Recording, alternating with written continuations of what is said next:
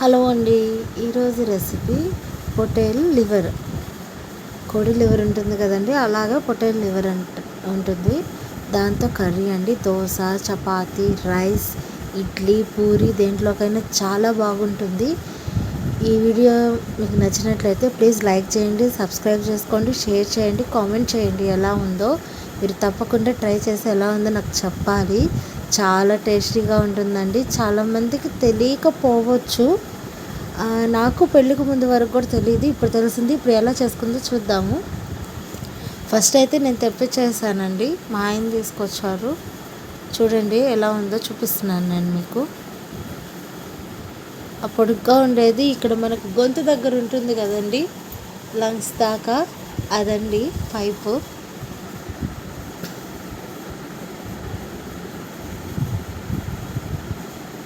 ఇక్కడ చూపిస్తున్నట్టుగా కోసుకోవాలండి. పెద్ద పెద్ద ముక్కలు కోసుకొని సుమారు ఆ సైజు ఉండాలి. లేకపోతే ఉడికిన తర్వాత చాలా చిన్నగా అయిపోతుందండి, కుదించుకుపోతుంది అనమాట. అందుకని కొంచెం పెద్ద ముక్కలుగానే కోసుకోవాలి. రెగ్యులర్గా మనం చికెన్ ముక్క కొట్టించే సైజు కంటే కూడా పెద్దగా ఉండాలి. ఇక్కడ చూపిస్తున్నట్టుగా చేసుకోండి.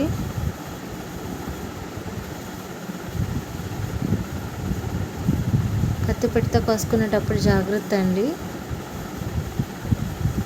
అయిపోయింది. ఇప్పుడు నెక్స్ట్ ఇంకో పీస్ ఉంది కదండి, అది కూడా కోసేసుకుంటున్నాను. పెద్ద ముక్కలు కోసుకోండి, జాగ్రత్తగా కట్ చేసుకోండి. ఇది చాలా బాగా నీట్ క్లీన్ చేసుకోవాలి, లేకపోతే కష్టం. పక్కన ఉండే వేస్ట్ కానీ నరాలు, కొవ్వు ఇలాంటివి ఏమైనా ఉంటే తీసేసుకోండి. ఆ పైపు కూడా వేస్తామండి, ఆ పొడుగ్గా ఉంది కదా అది, దానికి అతుక్కొని అదిగో చూడండి నేను సపరేట్ చేస్తున్నాను. ఎర్రగా ఉంది అది. పక్కన ఉండే ఇంకోటండి, దానికి అతుక్కొని ఉంటుంది. దాంట్లో అది తినే ఆకులు అవి ఉంటాయి కదండి, ఫుడ్ దాని ద్వారా వెళ్తుంది. దాన్ని తిరగేసుకొని క్లీన్ చేసుకోవాలి. అది ఎలాగో చూపిస్తాను. ముందు ఈ లావుగా ఉన్నది ఉంది కదా పైప్ లాగా, దాన్ని కట్ చేసుకుందాం. ఫస్ట్ అయితే సపరేట్ చేస్తున్నాను, పక్కన పెట్టేసుకుందాం సపరేట్ చేసి. లేతది మాత్రమే తెచ్చుకోండి, ముదిరిది తెచ్చుకుంటే త్వరగా ఉడకదు, చాలా విసుగు. మళ్ళీ గొర్రెవి మేకవి కూడా అమ్ముతుంటారంట. పొట్టేల్ది తెచ్చుకోండి, అదైతేనే టేస్టీగా ఉంటుంది. ఓకే, దానికి ఉన్న కొవ్వు గివ్వు చెత్త మొత్తం తీసేసేయండి, పడేసేద్దాము. నరాలు అలాంటివి ఏమైనా ఉంటే ఆల్మోస్ట్ ఉండవు, మాకు తెచ్చిన దానికి మాత్రం ఉంది, అందుకనే నేను వేరు చేసేస్తున్నాను.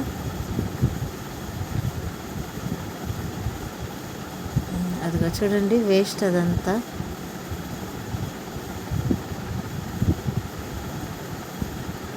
ఎలా ఉందో చూడండి.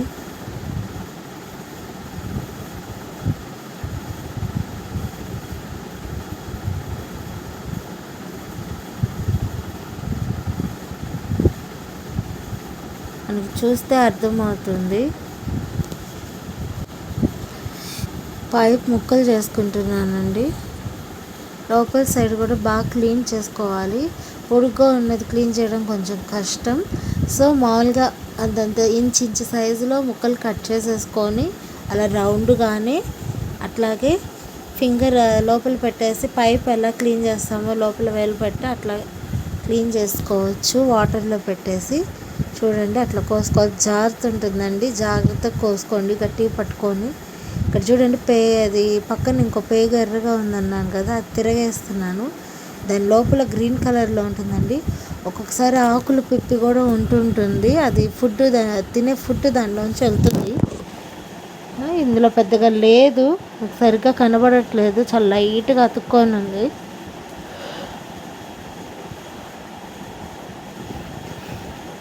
పొట్ట పేగులు ఎలా అయితే తిప్పి క్లీన్ చేసుకుంటామో యాజ్ ఇట్ ఈజ్ అలాగే తిప్పుకొని కడుక్కొని ఏమైనా చెత్త ఉంటే తీసేసి అప్పుడు ఇవి కూడా ఇంచు సైజులో కట్ చేసుకోవాలి.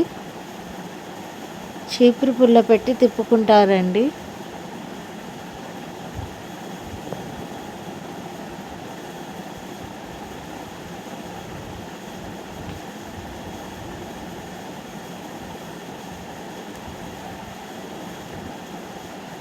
ఇలాంటివి చాలా వెరైటీ వంటకాలు పెడుతుంటాం. కొన్ని పాత వంటకాలు కూడా వస్తుంటాయి, మా అత్తగారు చేసుకుంటారు.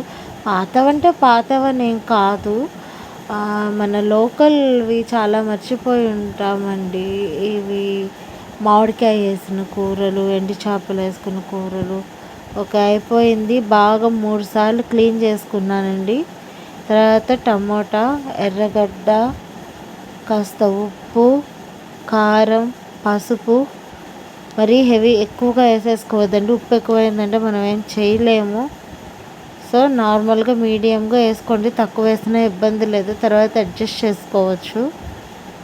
వేసేసి కుక్కర్ పెట్టేసుకొని ఒక 6-7 విజిల్స్ వచ్చేదాకా ఉంచుకోవాలి. బాగా 6-7 విజిల్స్ రావాలి.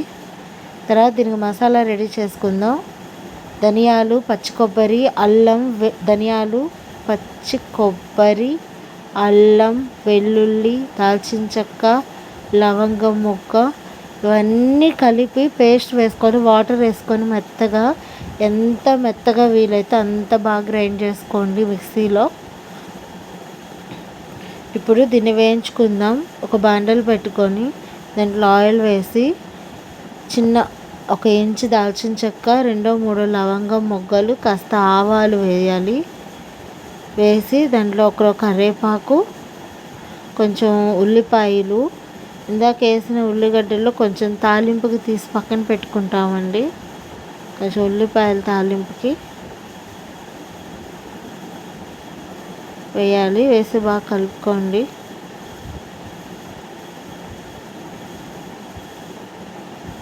ఓకే,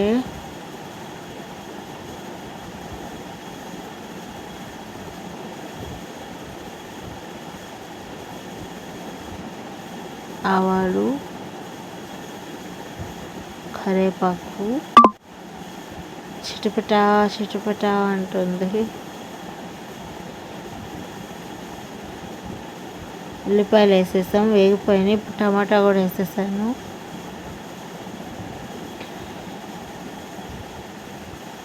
వీడియో ఏది స్కిప్ చేయకుండా చూసుకోండి, లేదంటే అర్థం కాదు, ఏది మిస్ అయినా. 6-7 విజిల్స్ వచ్చేదాకా వేయించుకోవాలండి, బాగా ఉడకబెట్టుకోవాలండి.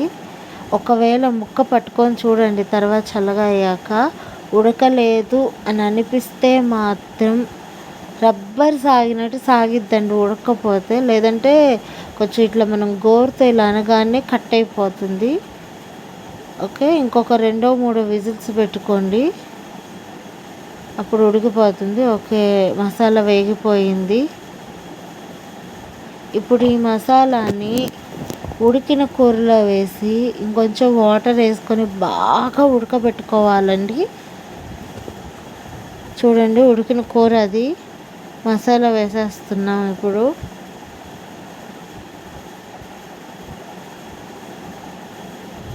మసాలా వేసేసాను, బాగా కలుపుతున్నాను. చాలా చిక్కగా ఉంది. సో 1.5 గ్లాస్ వాటర్ పోసాను. ఇది ఎంత ఎక్కువ ఉడికితే అంత మంచిది.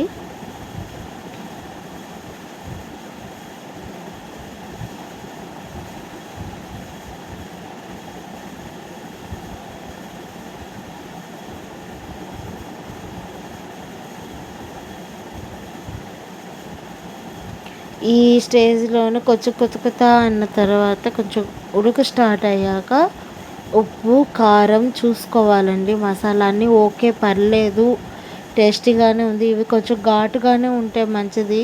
నాన్ వెజ్ ఐటమ్స్ ఆల్మోస్ట్ కొంచెం కారంగానే చేసుకుంటారు అందరూ.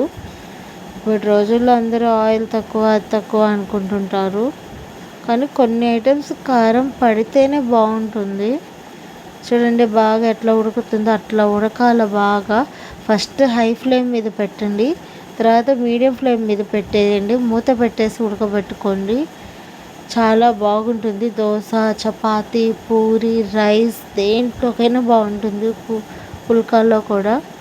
తప్పకుండా డిష్ ట్రై చేయండి. మీకు నా వీడియో నచ్చినట్లయితే ప్లీజ్ లైక్ చేయండి, షేర్ చేయండి, కామెంట్ చేయండి అండ్ సబ్స్క్రైబ్ చేసుకోండి. నన్ను సపోర్ట్ చేయండి.